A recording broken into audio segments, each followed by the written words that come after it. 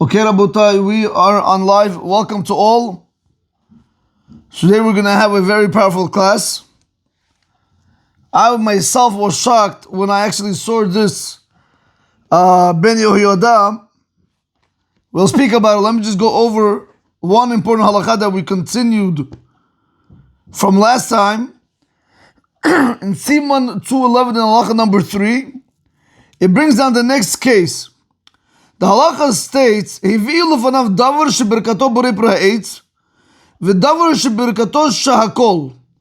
What happens, Yaakov, that if you have in front of you right now, they brought in front of you something that the blessing is borei pra'etz. Take an apple. And you have something in front of you that the blessing is shahakol. Take a candy, water, Coke. What do you bless on first? Whatever you want to eat first, whatever you have a preference for. No, we start with mazonot. No, one second. Don't worry about. One second. Don't worry about mizonot ha'etz. Now we're moving on to the next step when it comes to saying the barachot. We've dealt with. I'm not going to go over the other classes. Right, we already did it. The seven from Israel. Correct. The seven, now we want to move on. What happens if I have in front of me something which is the blessing of borei pri ha'etz, and something I have in front of me shahakol niya b'dvaro? I would assume whatever I prefer more is what I would say the beracha on. Okay. Shahakol.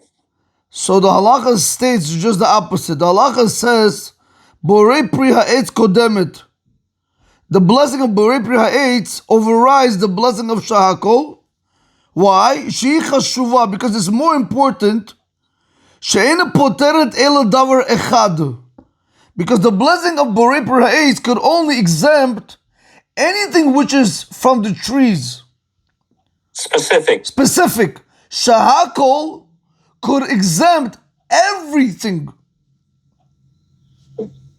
It's not specific. So therefore, the blessing of borei pri ha'etz has more importance given to it. So if I have an apple in front of me, and I have something shahakol, let's say a candy, and I want to eat both of them, first I'm going to have to bless on the borei pri ha'etz. Says the Mishnah Berurah, what happens, let's go the other way, what happens if you have ice cream in front of you, and you love ice cream more than you love the apple, and you want to have both of them? What do you say the blessing on? Do we say that rule, chaviv ve'enu chaviv, chaviv kodem? Do we say that rule that whatever I favor is more important even over the one that I don't favor? Or they say, no, I don't care. Since the blessing of borei pri ha'etz overrides shakol, so therefore I have to still bless borei pri ha'etz. Now, what if you have Chayes and Chadama? Well, we'll get both specific. But we spoke about it yesterday. We spoke about it yesterday. But Adama, you can do whatever you want. Got it. So it's only when Shakot and Chayes. Okay. Yes, correct. Right. So you choose the specific over the general. So my question over here: what happens if you like the ice cream, which is shakol? It's chaviv. We know the rule. Something that is dear to you, something that you like more over the other. That rule overrides everything else. Are we going to apply that rule over here also or not? That's what I'm asking. What does the Mishnah Berurah say? The Mishnah Berurah says, even though the ice cream is more dear to you, you love ice cream more, nevertheless, the blessing of borei pri ha'etz is going to override it. So let's say I don't love apples, but I love ice cream, still I have to bless on the apple. Got it. Okay. And again, like we explained, the Mishnah Berurah also brings down the reason why borei pri ha'etz is more important than shahakol, like we explained, it's more selective. It's the blessing is on a particular type, while shahakol could almost go on anything and everything. Okay, so that's why we're going to tell you that the blessing of borei pri ha'etz overrides the blessing of shahakol, even though it is dear to you. Yeah. So what happens if a person does say first shakol and then cha'etz? Okay, you said it. We're not going to make you go back. Right? It's we're never going to make you go back. There's an order in the blessing. Got it. Okay. Now, Rabotai, today's class I mean, this is nuts. This is, if I don't know how many people did Masechet Berachot, we spoke about this one time with Rabbi Akiva and Nachum Ish Gamzu, if you guys remember. Nachum Ish Gamzu had a saying that he would always say, Gamzo letovah, that even this is for the good. He believed that whatever was happening was for the good. He didn't have to wait another month, another year to see the goodness of what Hashem was doing. He believed this bad is for the good. He believed it. You guys remember this? But Rabbi Kiva didn't have the teaching. Rabbi Kiva had a statement called the Avid Rachman Letav Avid. Whatever Hashem does, he does for the best. He really didn't see the good now, but he says, I will see it later. Right? How many times it happens to people? Richard, welcome. How many times it happens to people? They try to go into a certain business partnership. At first, they're upset with Hashem. But after a few years, they thank Hashem. How many people, Yaakov, or how many girls you wanted to marry? Now you look back, you see, if had you married her, you wouldn't be where you are today. You understand? That's a lot of people, that's their mindset. At the present moment, we don't see what Hashem is doing is good or not. We'll only see it in the future. What did you say, Rafael? So you're saying anything bad probably means something good in the future, right? Anything bad happens for a reason. It's for a reason. Something good in the future. For something good in the future, correct? Correct. That's what Rabbi Akiva, he had a saying that whatever Hashem does is for the good. He didn't understand it at that moment, but he believed it's going to be for the good. That gave him peace of mind. So what about when somebody, chas v'chalila, chas v'shalom, loses their child or something? How can they look at it like that? Correct. Again, something very hard to understand. Nobody should ever know of it, but that's something a person is going to have to apply. Chas v'shalom lo oleinu. That's what the Gemara Masechet Berachot brings down. That's the halakha in the Shulchan Aruch. Just like a person blesses on the good, he has to also bless on the bad. Chas v'shalom. It is nobody should ever know this. It's a very big test, Rafael. It's a very, very big test. Chas v'shalom. Nobody should. Parents should not bury their children. The children should bury their parents. Yeah. Okay. Now, so why am I saying this? Now, Rabbi, I want to show you over here. According to Rabbi Akiva, he had his teaching.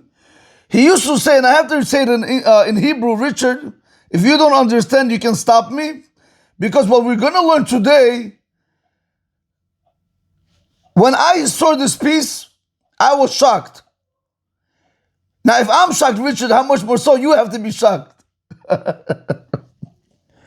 And Ruben right now, he's trolling in Hollywood right now. So I know he's there somewhere. Jigarik, you're there somewhere, correct, Jigarik? Okay. I'm here, Rabbi. I am here. Welcome back, Jigarik. We got everybody here, Rabbi. We got everybody here. I know where is Ruben right now? Hollywood, baby. Hollywood. Unbelievable. I'm listening, Rabbi. Okay. So I'm going to share with you today something very fascinating. Rabbi Akiva uses the language, I'm going to say it in Hebrew. He says like this, La'olam ya'adam ragil lomar, a person should always accustom himself. We're going to focus on the word always. Why always? Just tell me, a person should accustom himself. Or a person should say whatever Hashem does is for the best. Why did you have to go ahead and say the word always? Richard, you hear the question? Says the Ben Yehoyada, he says something very powerful. He says it seems to me with Hashem's help, this word always comes to include, when there is I don't want to say chas v'shalom lo oleinu, when there are things that happen out of, how do you say it? It's outside of the natural occurrence. If you guys remember, a month ago we had a flood. I don't know, Richard, about you in Miami, but in New York was flooded. People's basements were ruined. People lost cars. People lost inventory. People lost hundreds of thousands of dollars. I saw a house, Bechlal, it was a whole pool. He had to redo the whole foundation. What am I saying? You can look at a situation where it's not a natural occurrence, and you can say this, what Hashem is doing, is going to be for the good. But when you see something natural happen, something bad naturally, you're walking and you trip, or you parked your car and you forgot to put the meter, you're not necessarily going to say that even this is for the good. That you're not going to believe. Why? Because you're going to say, it's again, yes, you're supposed to be responsible, but it happens, people forget. Says the Ben Yehoyada, he says something very fascinating. He says, do you know why he says the word La'olam always, Richard? No matter what situation you are put, whether it's outside of natural circumstances, or whether it's natural circumstances and things don't go your way, he says, understand that everything is Hashem. I don't think we understand what I just said, Richard. Believe me, I don't think we understand. I gotta read it in Hebrew. He says, Ya'amin sha'akol naseh b'hashgachato yitbarach l'tova. You have to believe that everything that happens is with Hashem's divine providence. Again, Richard, I love when you shake your head, Richard. But when Lori says something you don't like, or when my wife says something I don't like, what's our first thought in our mind? Or when somebody wrongs us, how do we behave? Or somebody doesn't attend a certain event you called them to, how do you feel? You understand, Richard? Do you say, whatever Hashem does is for the best? Not necessarily. People start thinking, he did it intentionally to hurt me, which is not true. He says over here, you have to understand, when it says the word always, any situation that a person is placed, he has to understand that Hashem placed him in that situation. Go ahead, Richard. So here's what I do. I'm 90% better at it in the last couple years because of you and the stuff that I'm doing. But somebody says something I don't like. Usually your wife or your children can push the buttons, or your mother. Or mother-in-law. They can push your buttons. Yeah. I'm just saying. Yeah.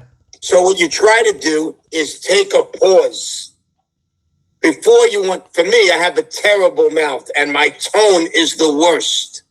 So I just calm, I cool, collected. One of Lori's friends wanted to go out tonight for dinner to a place that's pretty expensive. So I said, not during the week, honey. You think she liked that answer from me? No.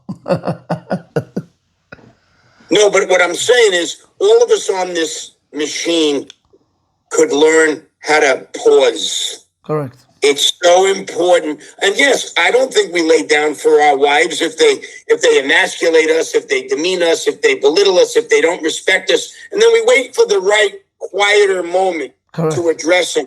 And I might say to Lori, Lori, you're the best.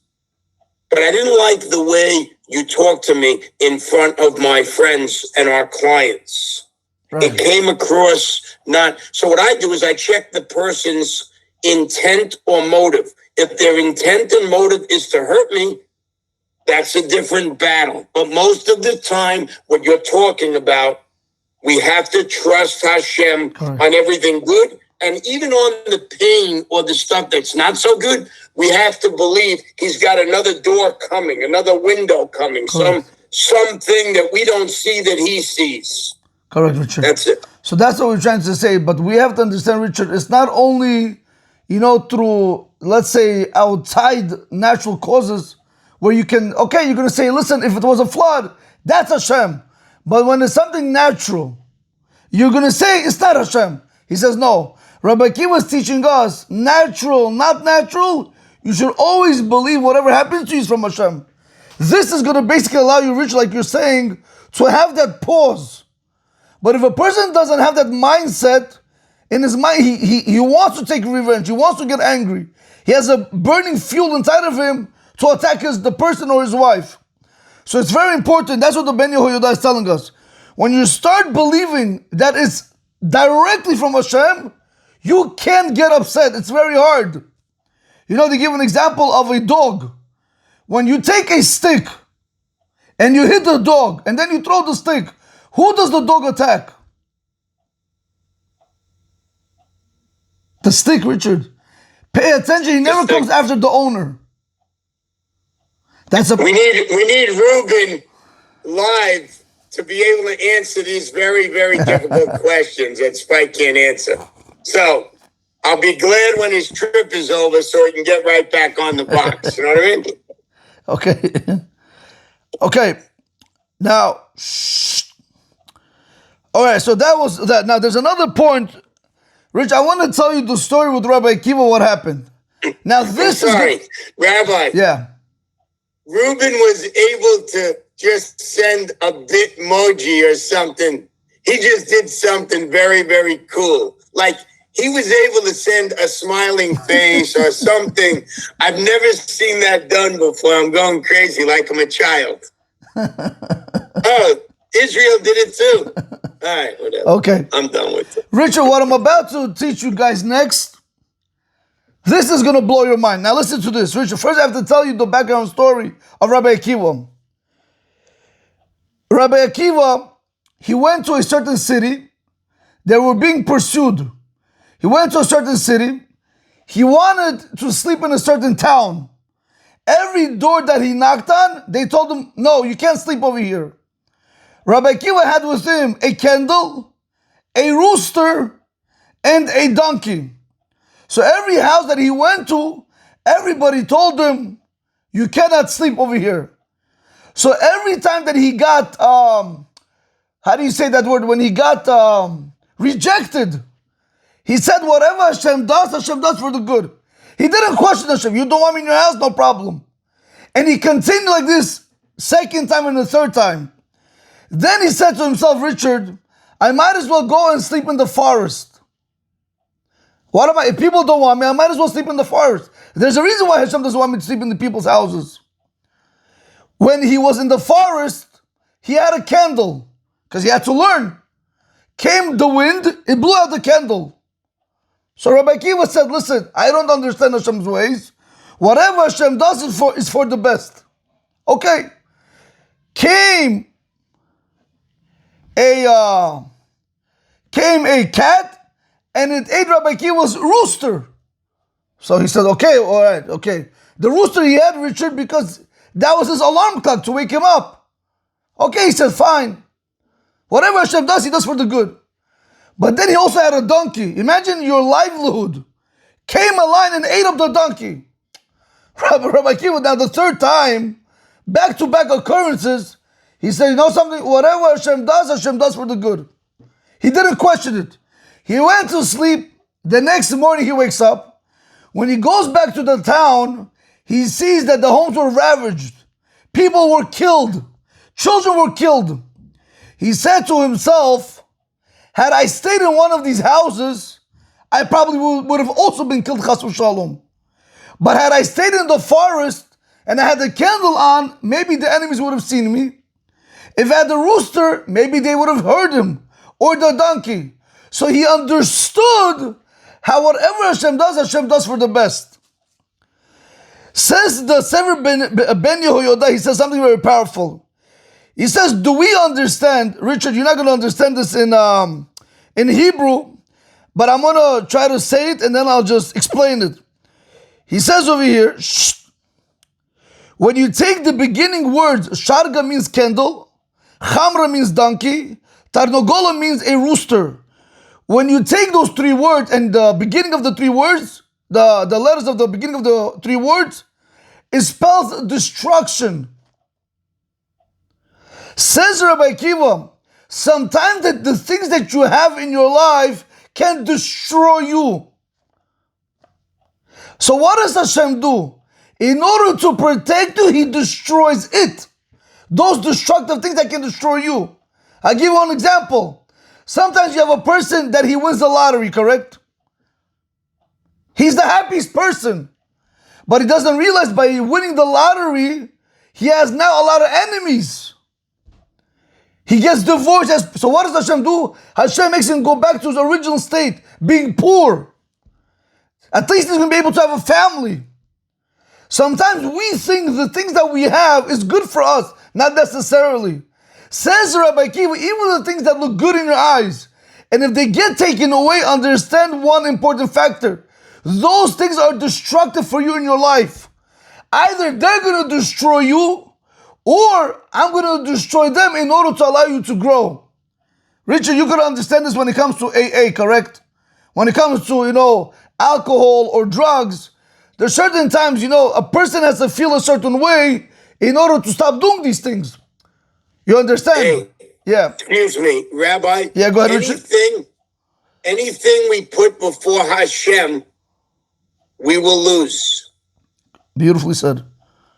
Very nice. And everything we have in life is a gift from Hashem.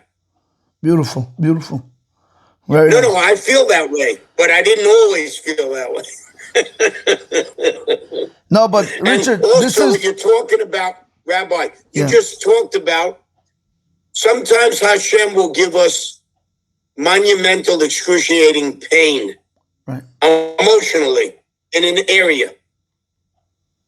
And then we'll realize 6 months, a year, 2 years later, that's exactly what we needed to move on and through it. So at that moment, it doesn't seem so good, Richard. But that's the thing that's going to build you. So that's why even when you have certain things, like give an example, Richard, people can relate to this example. You have a guy, a boy and a girl that they're dating, boyfriend, girlfriend. They're dating 1 year, 2 years, 3 years. Doesn't work out. He says, wow, she was the best. I loved her. She loved me. What happened? He's upset. But little does he know, she could have been his destroying, element in his life. Unfortunately, I know of a certain person. He married a very, very beautiful wife. I'll be honest with you, Richard, I was surprised how can she marry such a guy? Because he was not so handsome, Richard, whatever it was. I didn't want to say anything. Deep down inside, I felt this is not for him. But he was the happiest guy. This is for me. Richard, in under 2 years, they got destroyed. They got divorced. So what you think is good for you really might not be good for you. So you have to all the time, you have to trust the process. You have to trust Hashem that He knows the people that He puts in your life and the people that He takes out from your life. You don't have to be friends with everybody. And we have to be able to understand this. And that's what He's teaching us over here. Rabbi Akiva had the 3 fundamental things that he needed in his life. He needed the candle, he needed the rooster, and he needed the donkey. And everything was taken away, but he needed it. It was a necessity. Doesn't matter. Something that you think is good for you might be later on bad. So Hashem says, I have to take it away and understand that. And that's why Rabbi Akiva was able to say, even on that he was able to say whatever Hashem does is for the good. Because he was able to understand even the good could sometimes be bad. How many people you have, Rich? I'm so sorry, Rich. If you remember, this is so sad, but I don't think Rich you're gonna know. But over here we had over here somewhere on Grand Central. When you give these teenagers cars, the biggest the biggest mistakes a parent can do is give their child a sports car. What in the world is your child doing driving a sports car? What do they want to do, Richard? They want to show off. Especially if they have a girl in the car. I remember there was an accident over here where there was a red car. It hit the back of the UPS. The girl that was on the passenger side died on the spot, Richard. But if you would have taken the car away, he would have thought it would have been bad for him. No, but it was good for him because now a life was lost. So sometimes when we push and we want to get what we want to get, it can cost us later. I just think I call it self-will versus God's will.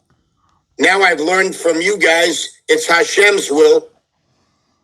We all need more faith, and that will take care of 90% of our issues. If not 100, Richard. That's it. Now, well, I don't want to seem like the rabbi, you know what I mean? Now, Richard, I want to share with you over here the things that we know that the candle was put up by wind, which is called ruach in Hebrew. The donkey was eaten by a lion, which is called aryeh. And the rooster was eaten by a cat, which is called shundra. Why am I telling you? If you take the beginning letters of those words is spelled Rosh, the head. Why? Do you know what protected Rabbi Akiva from everything? You guys are going to believe this. When you take the first word in Bereshit and you play around with it, it's spelled Bet, like the letter Bet, and Rosh, which is the head. The Torah is the head of everything. When a person has Torah in his life, when a person learns Torah, when a person follows Torah, you should understand that Hashem sends you that protection. Then you can go ahead and you can say whatever Hashem does is for the good. Because it's the Torah, like the Gemara says. When a person learns Torah, it protects you even after you stop learning it. It's unbelievable what Torah can do. So that's what Rabotai, this is over here, a small novelty from the Sefer Ben Yehoyada. What does it mean to go ahead and say that, always say, whatever Hashem does, He does for the good. Even the good that Chas v'Shalom that sometimes gets taken away, and you think it's bad, you should know it's for your good. Because had you stayed there, it would have been for your bad. I'm going to give you another case, Israel. I don't know if you know this. How many people were working for their bosses, were making them money. Eventually they got fired. At that moment, it looks like a bad thing. Having a job looks as a good thing. But what happened eventually? That fueled them to start their own business, make their own money, grow, buy a house, buy a car. So you understand that whenever, even something good that gets taken away, don't look at it bad. Later on, you'll see how blessed you were that was taken away from you. Had it been in your life, you still would have stayed, whatever, under the wage and in the apartment building, whatever the situation might be. Now, Rabotai, I know it's 5:30, but I want to conclude with you something very fascinating. Vladimir, you ready for this? Again, I want to say this, it's more like a joke, but in reality, it's not. If you take the word ner, it's spelled with nun resh, correct? The first letter is nun. If you take the word tarnogol, it's spelled with taf. The first letter is taf. If you take the word chamor, the first letter of chamor is chet. Can you guys tell me what that spells? Which letters again? Nun taf chet. Nun taf chet. But you gotta switch it around. Chatan? Chatan, groom. You know what? What? Chatan. Do you know why? Rabotai, if I can say this in a very nice manner, what Rabbi Akiva was trying to teach every chatan, that before marriage, he feels like a rooster. He has a lot of pride. He's walking big. Right? But after marriage, he realizes that he married a cat and that she ate up his pride. She doesn't listen to him. She doesn't pay attention to him. So there goes the cat. There goes the rooster that the cat ate, right? Chatan. Now, after that, then he still feels that he has that candle of inner strength until the wind, which are her words, come out and blow that candle out. When a woman speaks, it kills the guy inside. So there you go, the wind, it blew out the candle. You know what happens then, Vladimir? Then the husband realizes later on in life that who he is in this world? He's a chamor that's only working for his wife and his children. But then what happens? Israel, comes the lion. Who's the lion? The mother-in-law, she eats him alive. Karachi has nothing left to this guy. Again, it's in a joking way, but that's what is spelled over here, the word chatan. You think you're big, you think you have the strength, and then, you know that you're really a donkey in this world, and that's all you are. So what we're supposed to learn from this? And what you're supposed to learn from this? It's not about what you're going to learn from this. It's about the reality that once a person gets married, it's responsibility. I believe the Ramban, Nachmanides, says something very fascinating. Why do men have to get married to women? Why? Why couldn't I have children just by having a girlfriend? Believe me, I love her much more than loving my own wife. Because there's more temptation to being with somebody that you're not allowed to be with. You hear this? Says the Ramban, he says because the reason why Hashem made us marry women, and to be fruitful and multiply with our own wives, and that was strange woman, is because to lower our pride. A guy before marriage, he's always flying high. The only person, and I'm telling this again, the only person that's going to be able to land the husband like a plane on the ground is the wife. The father can't do it. The mother's not going to do it. The wife is going to do it. You understand? That's why we get married. That's it, Vladimir. This is it. You understand? It's to break our ego. She could do it. You know, if you look at very wealthy people, like I deal with people, Baruch Hashem, they have money, and one of their complaints is, how could it be, Rabbi? Everywhere I go, everybody gets up for me. Everybody listens to me. Everybody respects me. Everybody loves me. But when I come home, nothing, he says, nothing. That's it. She could only break his pride. She can only break his ego. This is it. This is it, Rabotai. This is why we get married. That she should make us better people.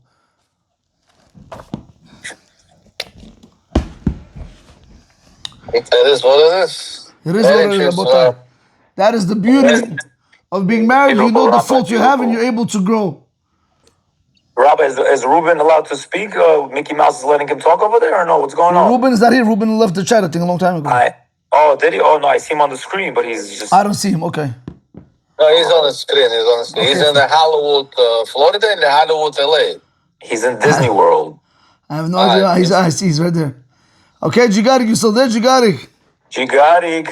Okay, he's there. Okay, fine. I'm here. He's doing a lot of walking right now, Rabbi. He's doing a lot of walking, Okay.